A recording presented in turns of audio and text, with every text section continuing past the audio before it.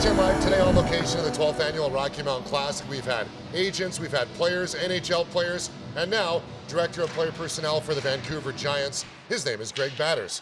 I had to get someone who had the same haircut as me because the glare has been going crazy for the last few interviews. Yeah. So, Greg, thanks so much for your time. Really appreciate you joining us. What is a week like this like for you?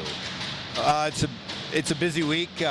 Lots of games, lots of communication with parents and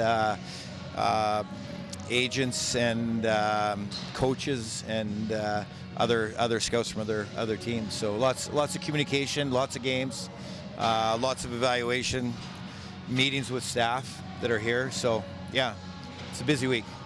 You've been doing the scouting gig for north of 20 years, I understand, from different groups in the Western League, the Spokane and Kamloops, now with the Vancouver Giants. What, for you, is so exciting or special about what you do?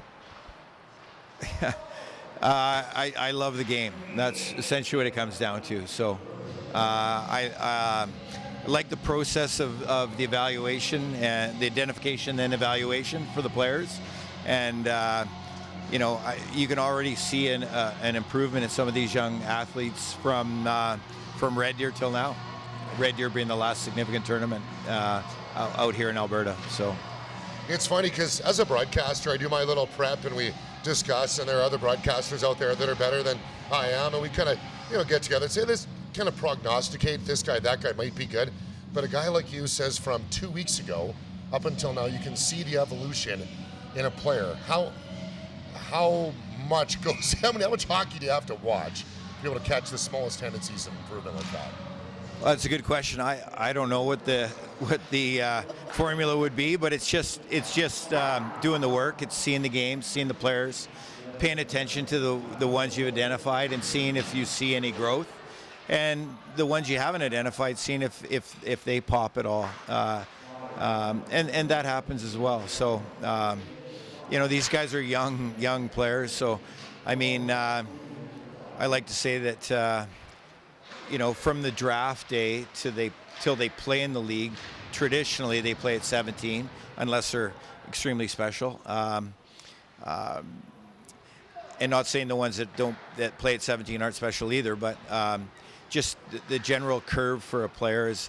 So you can say that's 27 months from draft day to the time they play. So 27 months is a long time if you've only been on the planet for 14 years. So anyways, it's a lot of projections and a lot of reads on when they don't have success and how they respond to that, and how they find success as players, whether they're really small and have to find a way to be successful, or whether they're big guys that are having to navigate managing small guys that are real quick. Well, you got a guy in Vancouver right now who's doing all right, who's done some special things at a young age by the name of Cameron Schmidt, played here a few years ago and I believe scored 185 goals in 5 games, something like that. But when you look at a guy like Cameron Schmidt, how exceptional is he at a young age and then on as the years go on, and now the NHL draft this year? Well, he's a special player. He's a great kid. He's embraced the process. He's done the work, and he's put a lot of work into learning how to play the game on both sides of the puck. So our coaches have worked diligently with him, and you got to hand it to him. He's actually really grown his game, and he's a player that's very exciting. I mean. When Craig Button's talking about a player, how exciting it is, there's something there. So Cameron's a special player, and he's going to have lots of opportunity, and it'll be fun to watch his journey in the next few years. Makes me feel old saying that players that are 13 years old or were born in 2011, there's an exceptional player doing some crazy things out there. I guess I can mention the name Madden Deneau. When you look at a skill set like that, part A of this question, 20, 30 years ago, how do you evaluate a young guy compared to a skill set now? Are they more talented at this young age than they were? Are they doing different things? Well, I think it's a good question. I think I think more players do have more refined skill sets. Most of them can skate, right? But when the pool is equal, how do certain kids rise above that and stand out? So it's an interesting question, and I think if we had that figured out, we would be working somewhere else. So. Well, Greg, really appreciate your time. I want to ask you another question, just about evaluating the age group of 14. I remember talking to a scout last year at the Rocky, somewhere around the finals, and I asked him about a specific player. I'm not going to mention the name, and he said, I don't really know if it's his team that makes him look really good or if it's his individual skill set yet. And how does that change once he gets to age 16 and 17? How hard is that process when you're looking at a player going, like, is he an isolated talent, or does this group around him make him look good?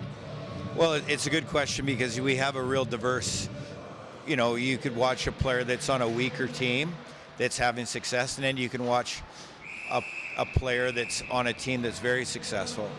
And you have to really try to figure out what that makes that player successful. A lot of it has to do, in my opinion, is IQ, how the player sees the game and processes the game, and if they're big, how do they use their size to gain an advantage?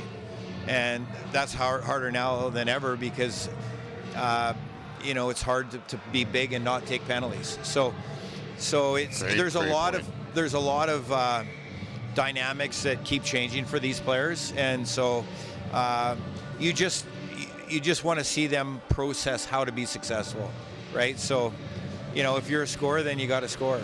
So. But there's good players on all the teams, so we're just trying to find the ones that'll be good Giants. So yeah, well, you got a couple great ones, so maybe last one for you. I really appreciate your time. Last year's draft class, Blake Chorney, a guy that I've fallen in love with from watching him through his time at NEX, now doing tremendous things with the Blazers. Landon Horiachka. Can you pick maybe a couple guys you're maybe most excited about, if you're allowed to do that, from the most recent draft or the year before? Well, excited about all of them, really. But, I mean, those two that you mentioned are pretty special players. I mean, Vancouver's got a great GM that listens to the scouts, and in Barclay Pernetta, and they've done a good job. And I'm just lucky to be part of this organization at this point, and, working with the talented players they've drafted. So. Well, we're lucky to have you here, and really appreciate you sharing your wisdom with us in the Rocky Mountain Classic. Thanks so much, Greg. Not a problem. Thank you.